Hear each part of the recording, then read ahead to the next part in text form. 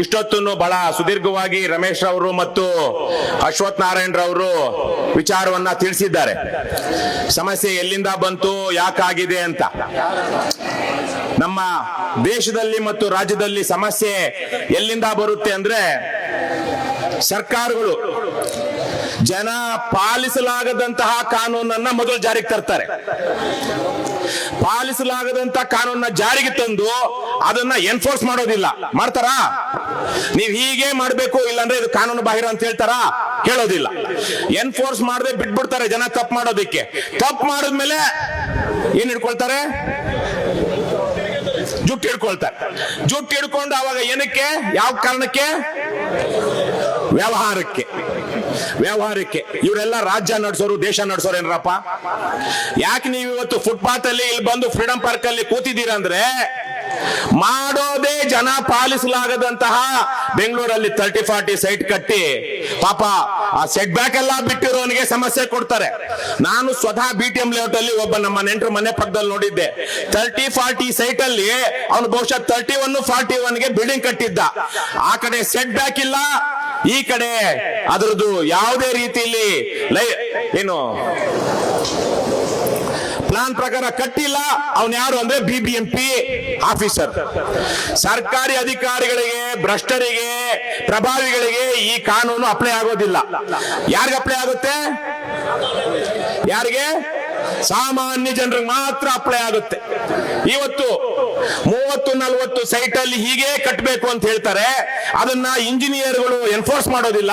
ಕೊನೆಗೆ ಇವಾಗ supreme court ಏನೋ ಒಂದು ಆರ್ಡರ್ ತಂದಿದೆ ಅಂತ ಹೇಳಿ ಕೇವಲ ಬೆಂಗಳೂರಿನಲ್ಲಿ ಮಾತ್ರ ಅಲ್ಲ, ರಾಜ್ಯದಲ್ಲಿ ಸುಮಾರು 4 ಲಕ್ಷ ಕಂಪ್ಲೀಟ್ ಆಗಿರುವಂತಹ ಕಟ್ಟಡಗಳಿಗೆ ಇವತ್ತು ಕರೆಂಟ್ ಕೊಡ್ತಾ ಇಲ್ಲ. ಇದು ಕೇವಲ ಆ ಪಕ್ಷ ಈ ಪಕ್ಷ ಅಂತಲ್ಲ. ಅಶ್ವಥ್ ನಾರಾಯಣ್ ಅವರು ಮಾತಾಡಿದ್ರು. ಎಲ್ಲಾ ಸರ್ಕಾರಗಳಲ್ಲೂ ಇತ್ತೀಚೆಗೆ ಇದೇ ಪರಿಸ್ಥಿತಿ ಬಂದ್ಬಿಟ್ಟಿದೆ. ಅದು ನಾವು ಅವರಿದ್ದಾಗ ಈಗ ಮಾಡ್ತಾರೆ, ಇವರಿದ್ದಾಗ ಆಗ ಮಾಡ್ತಾರೆ ಅಂತಲ್ಲ. ಇದಕ್ಕೆ ಮುಖ್ಯ ಕಾರಣ ನಮ್ಮ ವ್ಯವಸ್ಥೆಯಲ್ಲಿರುವಂತಹ ದೋಷಗಳು. ಇವತ್ತು ರಮೇಶ್ ಅವರು ಹೇಳ್ತಾ ಇದ್ರು ಬಹಳ ಒಳ್ಳೆಯ ವಿಚಾರ. ನಾವು ಸರ್ಕಾರದ ಯಾವ ಪ್ರಾಜೆಕ್ಟ್ಗಳನ್ನು ನಾವು ಮಾಡೋದಿಲ್ಲ, ನಾವು ಮಾಡೋದು ಖಾಸಗಿ ವ್ಯಕ್ತಿಗಳ ಪ್ರಾಜೆಕ್ಟ್ಗಳು. ಆದ್ರೆ ನೀವೇ ಯೋಚನೆ ಮಾಡಿ, ಇವತ್ತಿರುವಂತಹ ಬೆಸ್ಕಾಮು, ಎಸ್ಕಾಮು ಇಂಜಿನಿಯರ್ಗಳಿಗೆ ಲಂಚ ಕೊಡದೆ ನಿಮ್ಮ ಫೈಲ್ಗಳು ಕರೆಂಟ್ ಸ್ಯಾಕ್ಷನ್ ಆಗ್ತಾ ಇದೆಯಾ? ಆಗ್ತಿದೆಯಾ? ಮೊನ್ನೆ ಯಾವನೋ ಒಬ್ಬ ಪೊಲೀಸನ್ನ ಲಾಕ್ ಮಾಡಿದ್ರಲ್ಲ ಲೋಕಾಯುಕ್ತರು, ಏನ್ ಮಾಡಿದ್ರೆ ಅವನು ಕಾಂತಾರ ಮಾಡಿದ್ನಲ್ಲ. ಕೈ ಮುಗಿತೀನ್ರಣ, ನೀವು ಅಂತ ಒಂದಷ್ಟು ಬದ್ಮಾಶ್ಗಳನ್ನ ಲಾಕ್ ಮಾಡಿ ಜೈಲ್ಗೆ ಹಾಕ್ರಪ್ಪ. ಅಲ್ಲಿಂದ ಶುರು ಮಾಡಿ ಭ್ರಷ್ಟಾಚಾರ ಕೊನೆ ಆಗದೆ ಇವತ್ತೇನೋ ಈ ಓಸಿ ಗೀಸಿ ಕೊಡ್ಲೇಬೇಕು. ಯಾಕಂದ್ರೆ ಲಕ್ಷಾಂತರ ಜನರಿಗೆ ಇವತ್ತು ತೊಂದರೆ ಆಗಿದೆ. ಸರ್ಕಾರ ನೀವೇನೋ ಗುತ್ತಿಗೆದಾರರ ಸಂಘದಿಂದ ಬಂದು ಎಷ್ಟು ಸೂಟ್ ಕೇಸ್ ಕೊಡ್ತೀರಾ ಅಂತ ಕಾಯ್ತಾ ಇದ್ದಾರೆ ಅವರು. ಮೊನ್ನೆ ಇದೇ ಫ್ರೀಡಂ ಪಾರ್ಕ್ ಅಲ್ಲಿ ನಡೆದಂತಹ ಒಂದು ಸಭೆಯಲ್ಲಿ ಉಪಮುಖ್ಯಮಂತ್ರಿ DK ಶಿವಕುಮಾರ್ PWD ಕಾಂಟ್ರಾಕ್ಟರ್ಸ್ಗೆ ಏನ್ ಹೇಳಿದ್ರು? ಬಿಜೆಪಿ ಸರ್ಕಾರದಲ್ಲಿ ಕೊಟ್ಟಂತದನ್ನ ನೀವೆಲ್ಲ ಬೇಡ ಬೇಡ ಅಂದ್ರು, ತಗೊಂಡು ಇಂಪ್ಲಿಮೆಂಟ್ ಮಾಡ್ಕೊಂಡ್ಬಿಟ್ರಿ, ಕಟ್ಟೋದಕ್ಕೆ ಶುರು ಮಾಡ್ಬಿಟ್ರಿ, ಈಗ ಬಂದು ನಮ್ಮ ತಲೆ ಮೇಲೆ ಕೂತಿದ್ದೀರಾ ಅಂತ. ಅದು ಬಿಜೆಪಿ ಇರ್ಲಿ, JDS ಇರ್ಲಿ, ಕಾಂಗ್ರೆಸ್ ಇರ್ಲಿ, ಯಾವುದೇ ಇರ್ಲಿ, ಸರ್ಕಾರ ಆದ್ಮೇಲೆ ಸರ್ಕಾರ. ಅವರು ಯಾವುದೇ ಸರ್ಕಾರ ಕೊಟ್ಟಂತಹ ಒಂದು ಆದೇಶವನ್ನ ಮುಂದೆ ಬರುವಂತಹ ಪಕ್ಷದ ಸರ್ಕಾರವನ್ನು ಪಾಲಿಸಬೇಕು. ಸರ್ಕಾರ ನಿರಂತರವಾಗಿ ನಡೆಯುತ್ತೆ, ಪಕ್ಷಗಳು ಬರುತ್ತವೆ ಹೋಗುತ್ತವೆ, ಸರ್ಕಾರ ನಿರಂತರವಾಗಿರುತ್ತೆ. ರಾಜ್ಯಪಾಲರ ಅನುಮತಿಯೊಂದಿಗೆ, ಆದೇಶದೊಂದಿಗೆ ಸಹಿ ಮಾಡಿದ ಮೇಲೆ ಮುಂದೆ ಬಂದಂತಹ ಸರ್ಕಾರವೂ ಸಹ ಅದಕ್ಕೆ ಬದ್ಧವಾಗಿರ್ಬೇಕು. DK ಶಿವಕುಮಾರ್ ಹೇಳದೆ ಬಿಟ್ಟಿದ್ದೇನು ಅಂದ್ರೆ, ಹಿಂದೆ 40% ಕಮಿಷನ್ ಅವ್ರು ಕೊಟ್ಟಿದ್ರಿ, ನಮಗೆಲ್ಲಿ ಬಿಲ್ ಕೊಡಬೇಕಾಗಿರೋರು ನಾವು, ನಮಗೆಲ್ಲಿ ಅಂತ. ಇದು ಇವತ್ತಿನ ಪರಿಸ್ಥಿತಿ.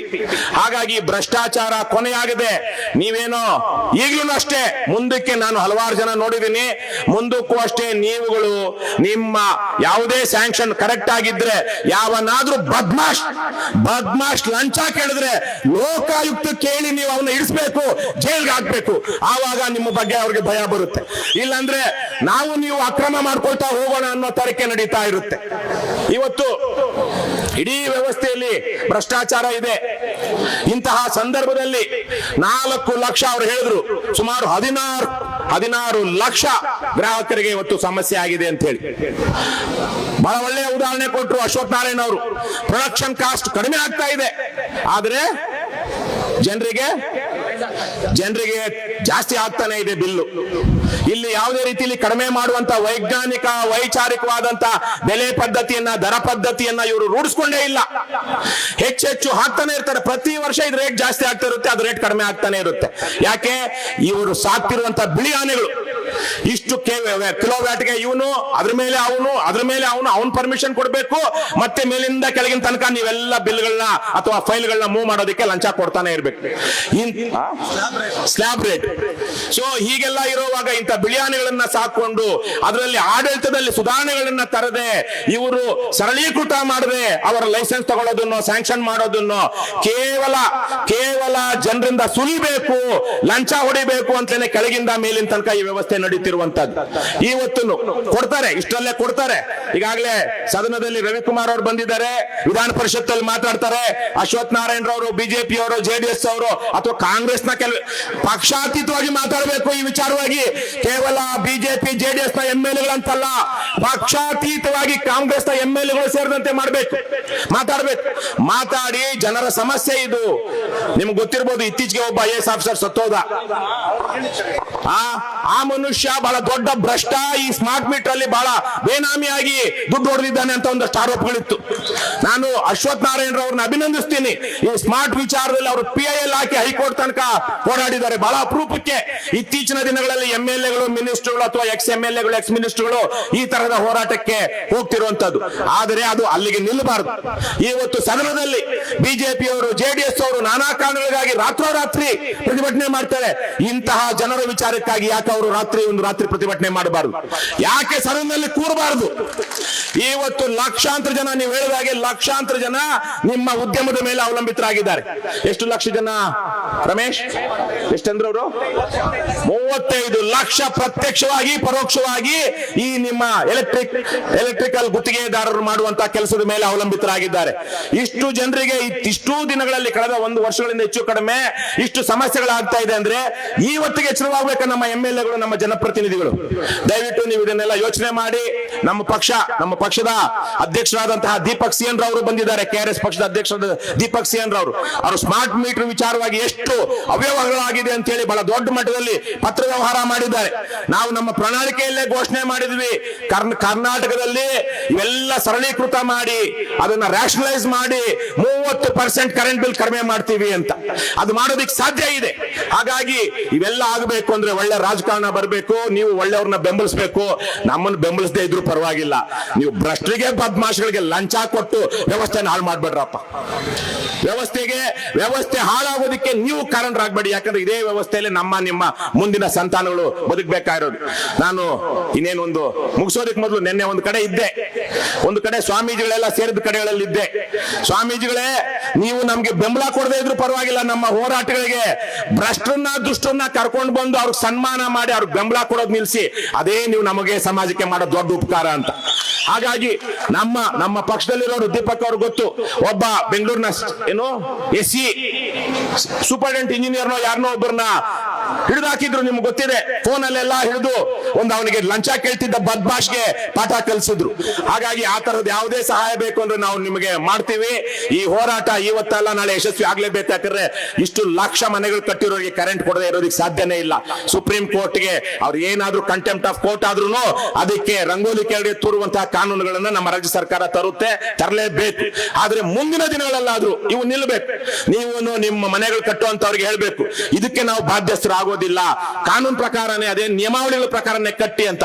ರೆಟ್ರೋಸ್ಪೆಕ್ಟಿವ್ ಆಗಿ ಇವಾಗ ಏನ್ ಮಾಡಿದ್ದಾರೆ, ಇದು ಅಮಾನವೀಯ. ಈಗಾಗಲೇ ಕಟ್ಟಿರುವಂತಹ ಮನೆಗಳಿಗೆ ಕರೆಂಟ್ ಕೊಡೋದಿಲ್ಲ ಅನ್ನುವಂಥದ್ದು ಅಮಾನವೀಯ.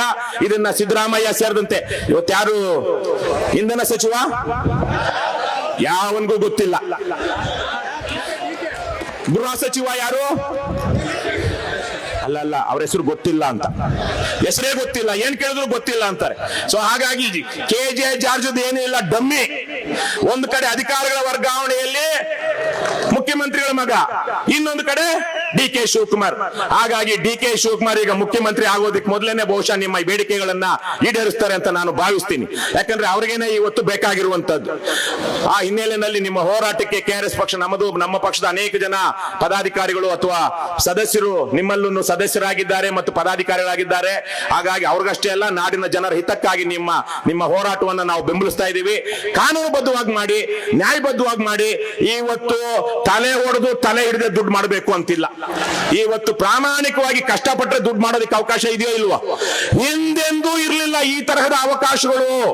ಇವತ್ತು ಕಷ್ಟಪಡ್ತೀವಿ ಅಂದ್ರೆ, ಪ್ರಾಮಾಣಿಕವಾಗಿರ್ತೀವಿ ಅಂದ್ರೂ ದುಡ್ಡು ಮಾಡಬಹುದು. ಇವತ್ತು ನೀವು ಕಾಂಟ್ರಾಕ್ಟರ್ಗಳು, ಎಲೆಕ್ಟ್ರಿಕಲ್ ಕಾಂಟ್ರಾಕ್ಟರ್ಗಳು ಆ ತರ ಮಾಡಿ ರಾಜ್ಯಕ್ಕೆ ಮಾದರಿಯಾಗಿ ಅಂತ ಕೇಳ್ಕೊಳ್ತಾ, ಬಂಧುಗಳೇ, ಏನೇ ಆಗಲಿ ಒಳ್ಳೆಯದನ್ನೇ ಮಾಡಿ, ಮಾಡುತ್ತಲೇ ಇರಿ. ಜೈ ಹಿಂದ್, ಜೈ ಕರ್ನಾಟಕ. ನಮಸ್ಕಾರ. ಧನ್ಯವಾದ.